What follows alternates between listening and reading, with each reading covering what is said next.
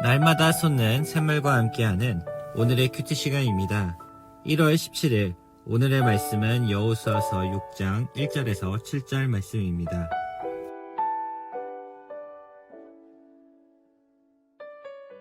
제6장.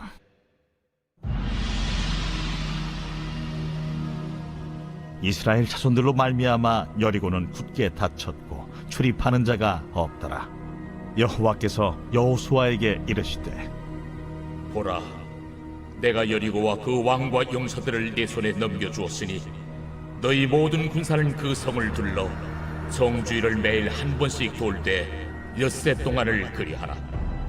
제사장 7은 7양각 나팔을 잡고 언약궤 앞에서 나아갈 것이요, 7째 날에는 그 성을 7번 돌며 그 제사장들은 나팔을 불 것이며, 제사장들이 양각 나팔을 길게 불어 그 나팔 소리가 너희에게 들릴 때에는 백성은 다 큰 소리로 외쳐 부를 것이라. 그리하면 그 성벽이 무너져 내리리니 백성은 각기 앞으로 올라갈지니라. 눈의 아들 여호수아가 제사장들을 불러 그들에게 이르되, 너희는 언약궤를 메고 제사장 7은 양각 나팔 7을 잡고 여호와의 궤 앞에서 나아가라. 하고 또 백성에게 이르되, 나아가서 그 성을 돌되 무장한 자들이 여호와의 궤 앞에서 나아갈지니라. 할렐루야. 이른 아침 시간에 하나님의 말씀을 사모하며 나아가는 안천교회 성도님들에게 하나님의 평안과 기쁨이 넘치시길 바랍니다.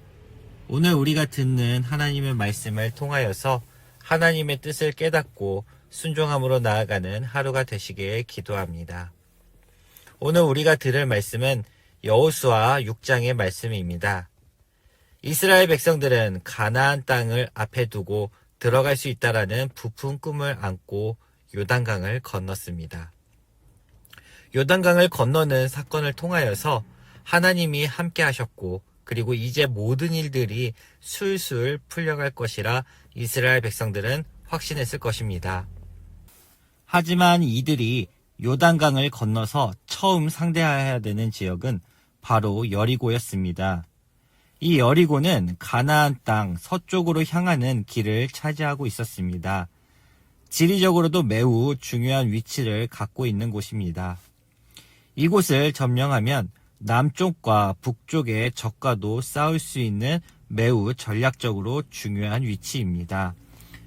하지만 지리적으로 매우 중요한 만큼 이 성은 도저히 쉽게 함락시킬 수 없는 천혜의 요새와 같은 그런 곳이었습니다. 여리고성은 5m가 넘는 벽의 두께와 또 9m가 넘는 높이를 자랑하고 있었습니다.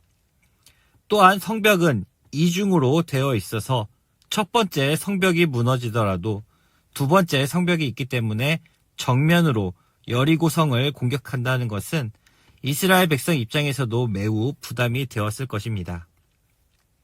또한 이스라엘 백성들은 전쟁 경험이 풍부하거나 또 특별히 훈련된 병세들이 많이 있는 것도 아니었습니다. 이들에게는 병거와 병마 그리고 특별한 전술도 없었습니다. 이들에게는 오직 하나님뿐이었습니다. 하나님은 이스라엘 백성들에게 그 성의 주인으로 삼겠다고 결정하셨습니다.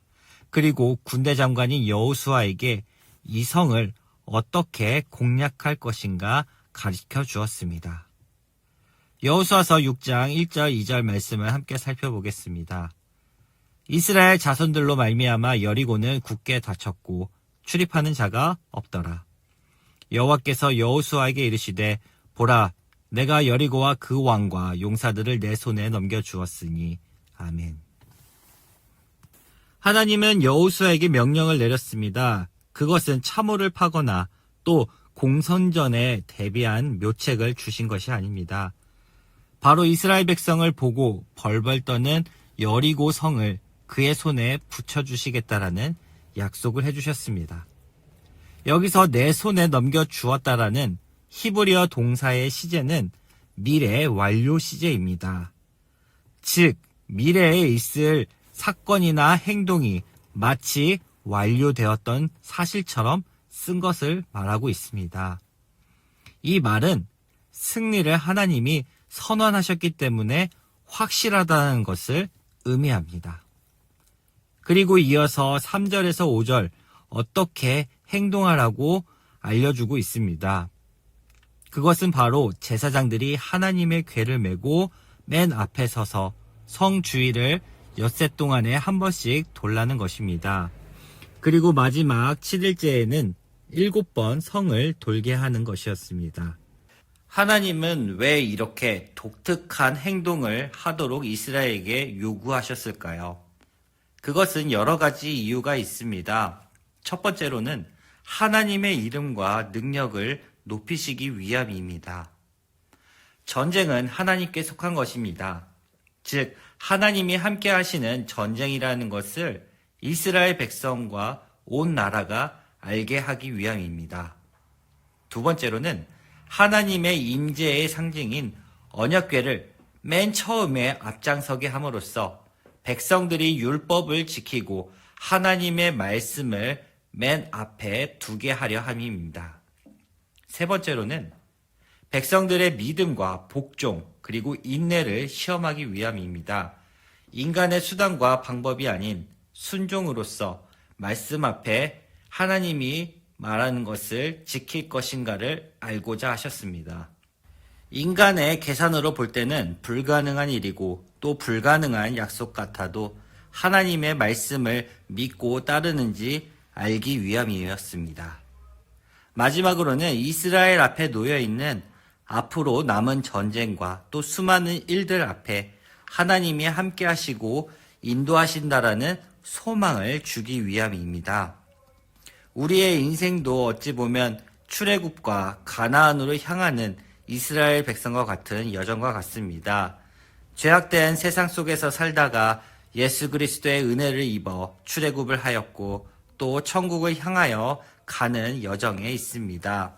이 여정 속에서는 여리고와 같은 큰 성벽과 무너지지 않을 것 같은 벽이 우리 앞을 가로막을 때가 있습니다. 하지만 하나님은 우리에게 약속해 주셨습니다.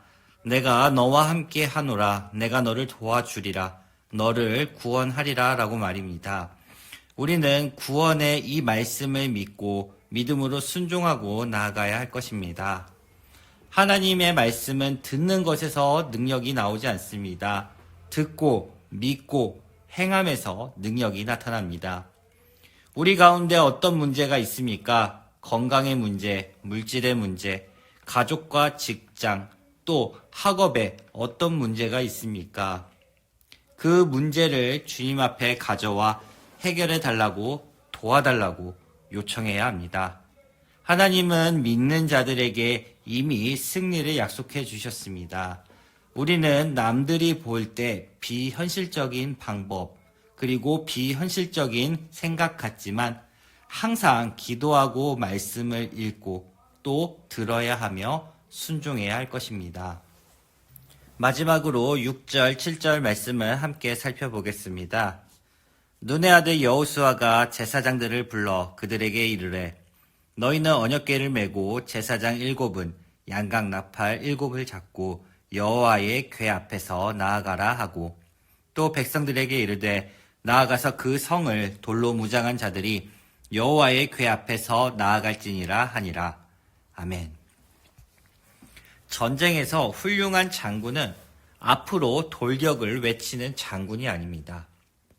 나를 따르라라고 목숨을 걸고 전진하는 장군이 훌륭한 장군입니다.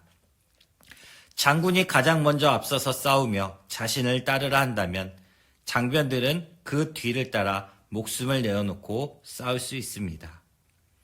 이스라엘 백성은 하나님의 임재와 율법의 상징인 언약궤를 메고 앞에 서서 나아갔습니다.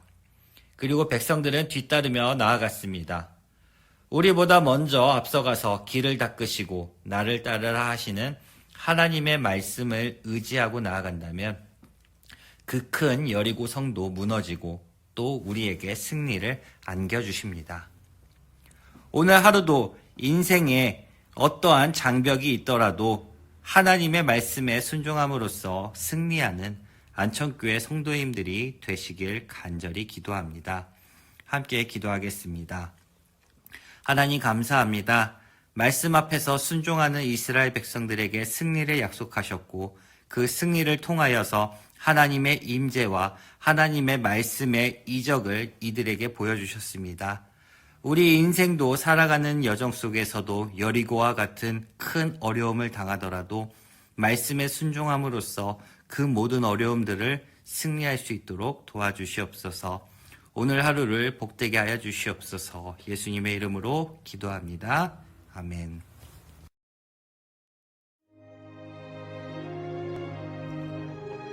하늘에 계신 우리 아버지, 아버지의 이름을 거룩하게 하시며 아버지의 나라가 오게 하시며 아버지의 뜻이 하늘에서와 같이 땅에서도 이루어지게 하소서.